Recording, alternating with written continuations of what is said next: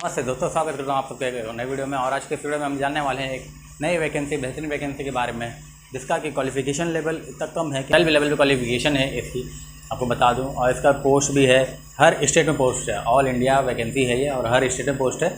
और इसमें मतलब अदर स्टेट के बच्चे जो हैं वो ना ही भरे तो बेहतर है, क्योंकि वैकेंसी जो है आप सभी को हर स्टेट में है, तो अपने स्टेट वाइज भरेंगे तो ज़्यादा बेहतर होगी। ठीक है, तो चलिए देर ना करते हुए वीडियो को स्टार्ट करते हैं। और इस वीडियो में मैं आपको इस वैकेंसी की संपूर्ण जानकारी दूंगा। ठीक है, तो सबसे पहले देखा कि जैसा कि मैंने आपको बताया, ये CIS कांस्टेबल और फायर रिक्रूटमेंट में ये वैकेंसी निकल कर आई है। और इसका अप्लाई डेट जो है आप लोगों का यहाँ पर 31 अगस्त से यह अप्लाई फॉर्म जो है स्टार्ट होना चालू हो जाएगा। ठीक है, तो देखा आप लोगों ने, बहुत ही जल्दी एक नई वैकेंसी आप लोगों के लिए ये आने वाली है। और इसका लास्ट डेट जो होगा वो होगा आपका 30 सितंबर। ठीक है, 31 अगस्त को अप्लाई स्टार्ट हो गया, 30 सितंबर तो आप लोग का लास्ट डेट है। 1 महीने तक आपको टाइम है। फीस जो होगी इसकी, जनरल, OBC या AWS अगर आप आते हैं तो मात्र आपको यहाँ पर 100 रुपये इसकी फ़ीस है। वहीं अगर आप अदर मतलब कि आप ST, SC या फिर फीमेल तो आते हैं तो आपको यहाँ पर 0 रुपये फ़ीस पे करना है। तो आपको सिर्फ अपना एफर्ट लगाना है। ठीक है, और एज लिमिटेशन की बात करें तो एज जो होगा आपका काउंट जो होगा, ठीक है, वो आपका 30 सितंबर 2024 से काउंट होगा, जो कि होगा आपको मिनिमम मान लीजिए 18, मैक्सिमम जो आपका 24। ठीक है, अब इसमें आपका रिलैक्सेशन जुड़ जाएगा 18 मिनिमम है, 24 जो है आपका 23 साल जो है आपका मैक्सिमम है। रिलैक्सेशन आपका OBC में जुड़ जाएगा 3 साल का, ST SC से आप तो आपको यहाँ पर 5 साल का रिलेशन जुड़ेगा। ठीक है, अब हम यहाँ पर आपको डेट बाई भी बता देता हूँ मैं आपको।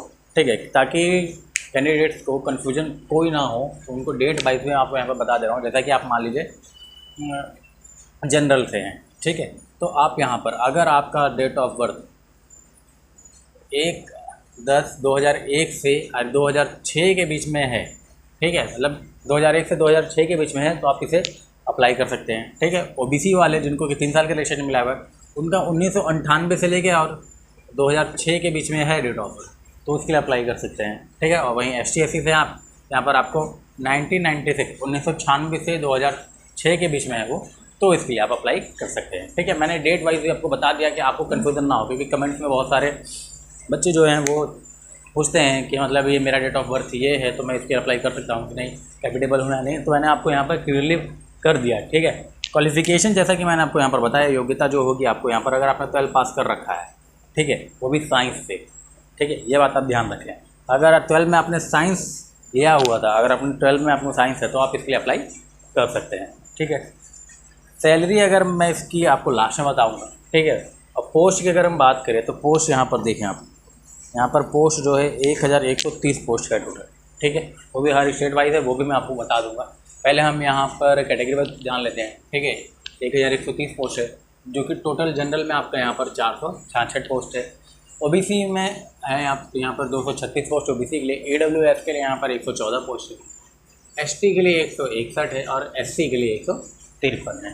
ठीक है, और यहाँ स्टेट वाइज की अगर मैं बात करूँ तो आपको उसका जो है यहाँ पर अपने स्कीम पर आप देख सकते हैं। देखिए दोस्तों, आपको मैं बता रहा हूँ स्टेट वाइज वैकेंसी और कैटेगरी वाइज वैकेंसी। ये हो गया जनरल का, EWS का हो गया, अनुसूचित आपका जाति हो गया, अनुसूचित जनजाति हो गया, ये अति पिछड़ा वर्ग OBC हो गया। ठीक है, तो ये आपको मैं बता रहा हूँ। और कुल यहाँ पर वैकेंसी अंडमान निकोबार पर वैकेंसी 0 है भैया। आंध्र प्रदेश में वैकेंसी 27 और 5 कुल मिलाकर 32 है। आपको होगा सर अलग अलग क्यों है? देखो, एक संपूर्ण राज्य, एक नक्सल प्रभावित जो आपका डिस्ट्रिक्ट होता है ना आतंकवाद वाला, जो उसको मिलाकर है 5। ठीक है, अरुणाचल प्रदेश में आपका 15 है, असम में आपका 164 वैकेंसी हो गया, बिहार में भैया 56 वैकेंसी है। कैटेगरी में देखिए, जनरल का 26 है, EWS का 6 है, अनुसूचित जाति का 209 है, अनुसूचित जनजाति ST का भैया 0 है। तो ST आप चाहो तो जनरल से भी अप्लाई कर सकते हो अगर आपके राज्य में सीट नहीं है। और अतिरिक्त पिछड़ा वर्ग यानी OBC का 15 सीट है। ठीक है, चलो ये आपको मैंने बताया। चंडीगढ़ में देखो दोस्तों, आपका हो गया यहाँ पर चंडीगढ़ में तो आपका सीट नहीं है। बाकी दोस्तों छत्तीसगढ़ में देखो 14 और नक्सल, क्योंकि छत्तीसगढ़ का ज्यादा डिस्ट्रिक्ट देखोगे नक्सल वाला और आतंकवाद वाला जो पीड़ित है ना वो है, तो वो दोनों मिलाकर वैकेंसी देखो तो भैया 41 और 14 यानी लगभग आपका 55 वैकेंसी हो गया एग्जैक्ट। ठीक है, बाकी दोस्तों इसके अलावा ज्यादा नहीं है। दिल्ली में आपका 9 हो गया, गोवा में 1 है, 32 आपको गुजरात में, हरियाणा में आपका 14 है, हिमाचल में आपका 4 है, और जम्मू कश्मीर में आपका 65 वैकेंसी है। ठीक है, वैसी तरह दोस्तों सभी राज्यों को बताता हूँ। झारखंड में आपका 18 और नक्सल में 29, यानी दोस्तों ये कुल मिलाकर वैकेंसी आपका हो जाता है आपका 47 वैकेंसी। बाकी कर्नाटका में 33 है, केरल में 18 और 19 मिलाकर 37 वैकेंसी हो गया। बाकी लक्षद्वीप मध्य प्रदेश में आप लोग देख सकते हो 39 वैकेंसी है।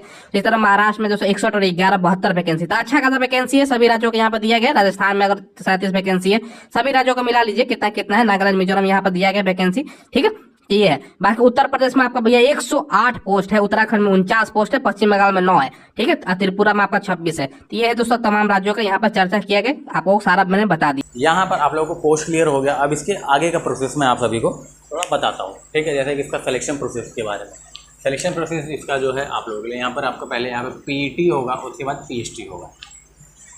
पीईटी और पीएचडी में क्या डिफरेंट है, तो पीईटी में आपको मैं बता दूँ, यहाँ पर पहले आपका हाइट और चेस्ट नापा जाएगा, ठीक है। पहले हाइट और चेस्ट नाप लिया गया, उसके बाद आपका यहाँ पर फिजिकल, ठीक है, ये आप फिजिकल में ही आएगा। हाइट और चेस्ट नाप लिया, उसके बाद आपको यहाँ पर रनिंग के लिए करेगा।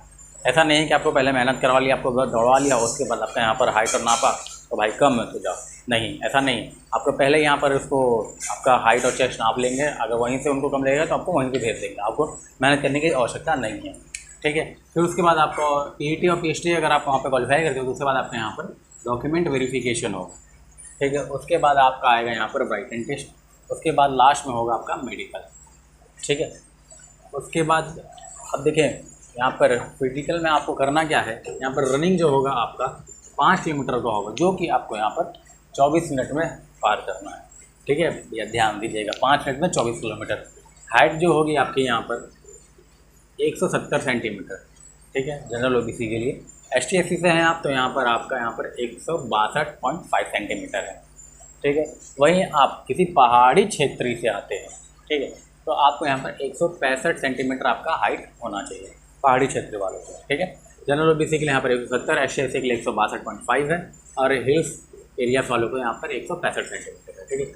चेस्ट की अगर हम बात करें तो चेस्ट जनरली है यहाँ पर 80 सेंटीमीटर, जैसा कि आपको फुलाना होता है, ठीक है, 80 और 85, ठीक है। अब हम इसके सिलेबस की बात कर लेते हैं, ठीक। सिलेबस में आपका यहाँ पर आपको यहाँ पर 100 क्वेश्चन रहेंगे, ठीक है, 100 अंक के लिए, और आपको इसके लिए प्रॉपर आपको टाइम दी जाएगी, वो होगी 2 घंटे की, ठीक है। और उसमें नेगेटिव मार्किंग जो है वो नहीं है, ठीक है, नो नेगेटिव मार्किंग, ठीक है। सब्जेक्ट अगर हम जान लें तो सब्जेक्ट जो है आपका GK GS से है आपका यहाँ पर 25 क्वेश्चन, रीजनिंग से आएंगे आपके 25 क्वेश्चन, मैथ से आएंगे आपके 25 क्वेश्चन, और इंग्लिश से आएंगे आपके 25 क्वेश्चन, ठीक है, ये होगा। अब मैं आपको यहाँ पर कुछ डॉक्यूमेंट के बारे में बता देता हूँ जो कि आपको बेहद ज़रूरी है, ठीक है। डॉक्यूमेंट में आपको लगेगा यहाँ पर 10 और 12 का आपका मार्कशीट और सर्टिफिकेट, ये बोथ आपका होना ज़रूरी है, ठीक है। उसके बाद आपका यहाँ पर रेसिडेंटल लगता है, ठीक है, निवास प्रमाण पत्र। उसके बाद आपका यहाँ पर कास्ट, ठीक है। ये चीज़ आपका लगना कंपल्सरी है, तो आप इसको डॉक्यूमेंट जो है इसका बेहतर तरीके से आप अभी से ही बनवा लें, ठीक है। डॉक्यूमेंट में आपको ये अनिवार्य है, ठीक है। मैंने आप सभी को सारी चीज़ें बता दी। अगर उसके बाद भी अगर कोई कन्फ्यूजन रहता है तो कमेंट के माध्यम से आप मुझे पूछ सकते हैं, मैं बहुत जल्द से जल्द कोशिश करूँगा आप सभी के डाउट्स क्लियर करने की, ठीक है। इस वीडियो में बस इतना ही। अगर कोई भी दिक्कत हो तो कमेंट सेक्शन आप सबके लिए खुला है। तो चलिए मिलते हैं अब अगली वीडियो में। और हाँ, अगर आप हमारे चैनल पर नए हैं तो हमारे चैनल को सब्सक्राइब करें और हमें सपोर्ट करें।